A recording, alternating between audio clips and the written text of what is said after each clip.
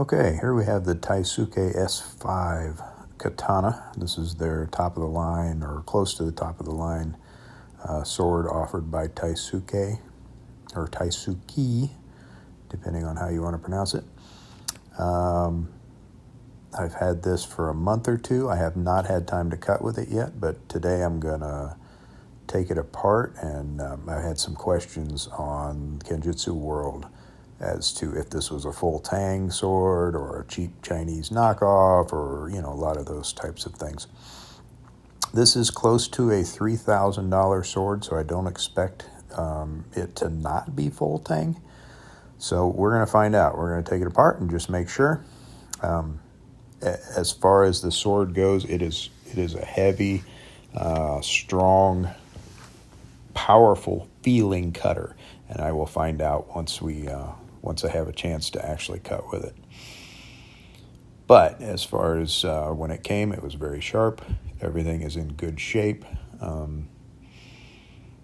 So let's see if we can figure out how to get it apart. Here I'm looking for the pins. They're sometimes hidden underneath the wrapping. And at this point I'm checking to see. Typically those pins are beveled to one side. They're smaller on one side than the other, so you want to knock them out from the small side to the big side. And any of these little sword care kits usually have those little hammers with the little pin attached to it. And you unscrew the pin, and then you can knock that pin out of the tsuka.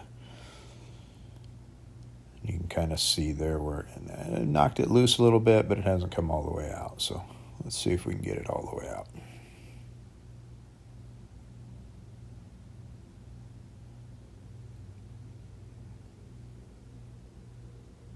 Yep, there it is.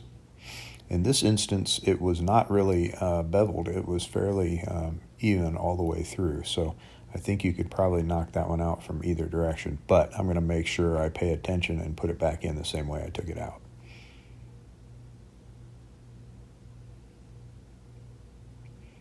So now I'm making sure I know which side to knock that one out from.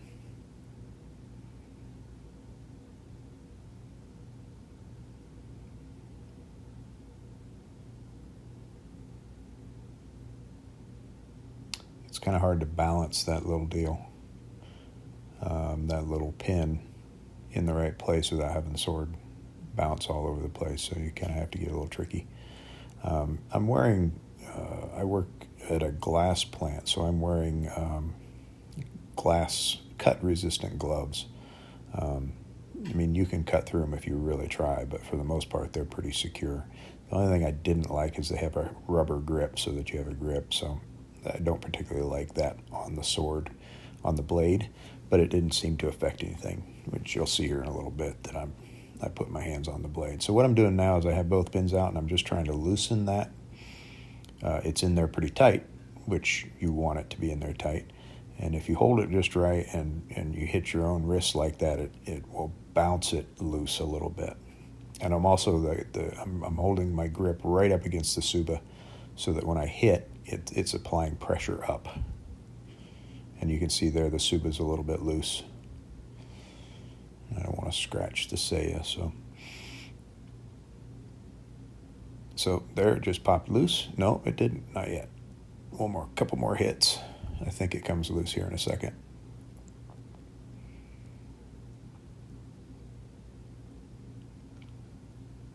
Sometimes you just got to play with it, but don't force it. There it goes. So it just popped loose just a little bit. And then that whole thing will slide out of there. So here we've confirmed this is a full Tang. It goes all the way through, which I'll take the rest of that gear off of there so you can see.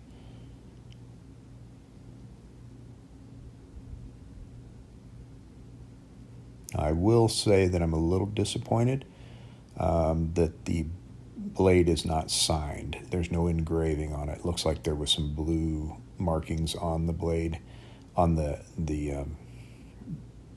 Tang part of the blade, but there was no signature. It's just a little disappointing with a sword that's this expensive that they didn't sign it. And these are not, completely handmade. They use machines in the manufacturing of them. Some automated hammers and things, but it is a hand ground and fine polished blade, and it is forged. It is folded and tempered. So there, everything came loose fairly well. Here you can see I saw no evidence that Tang was welded on. It looks like it was all one piece. It's obvious, the Tang is not going to be as smooth as the rest of the sword. You want it a little rough to grip the handle. So nice solid blade all the way around, very strong.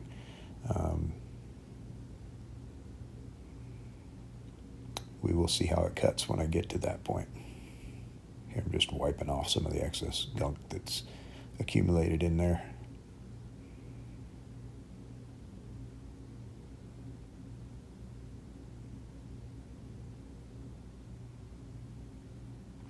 And it is definitely a real temper line. It's not sandblasted. I don't think I got video of it up that close, but you can see the folds in the blade. You can see it. It's definitely not a sandblasted fake hamon. It's the real deal. So now we're just going to put it back together. When you take these apart, make sure you lay them out so that they go back the same way you took them apart.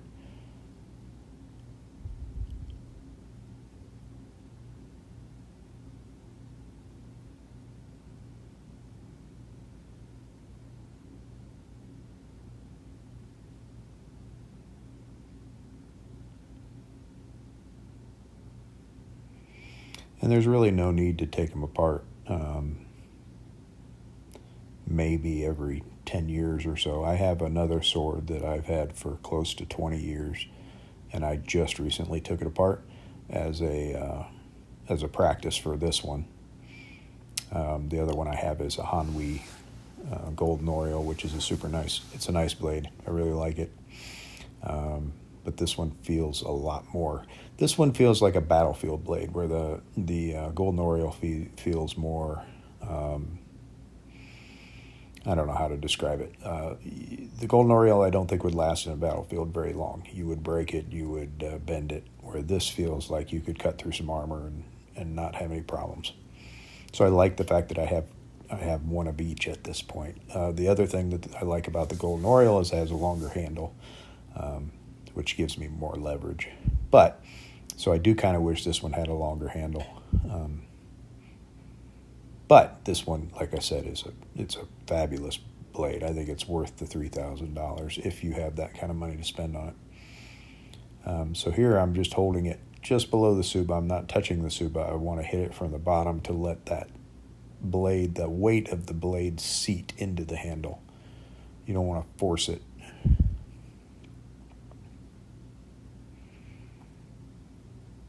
So you do that a few times, and it should get to the point where it feels pretty solid. And if you can wiggle the tsuba, and it shouldn't feel loose. So then again, I'm trying to look and see, okay, which way did this go in? Went in this direction. That little brass hammer knocks that back in real nice.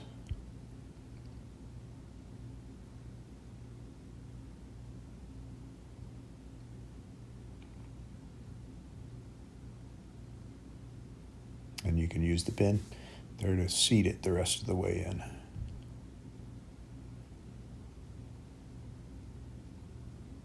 It's easier right up close to the tsuba because that's on the table. Gives you some leverage. This one's a bit more difficult to get in. Also, to find the hole again. Looking in the wrong place, I have to turn it over. There it is.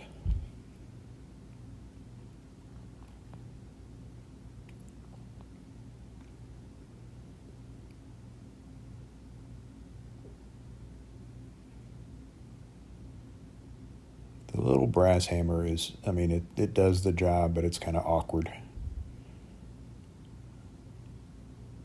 could see buying a slightly, well, I have pretty big hands, so that little handle is really kind of hard to control. I could see buying a little brass handle if I was, or a little brass hammer if I was doing this all the time. It doesn't have to be big, it just has to have a handle that I can use comfortably. But again, I don't see a reason to take it apart all that often. My other one that I took apart, had been close to 20 years, and it was dirty, obviously residue and stuff in there, but it wasn't that bad. Now, if you buy an antique one and you want to see the signature, of course, you're going to need to be able to do this. But it should be really left to someone who knows what they're doing so that you don't mess up the strength of, the integrity of the because all it's really held together with friction and those two pins. That's about it. So there you have it. Back together. It's nice and solid. I'm hoping to cut with this in the next couple of weeks, and I will get a video for that.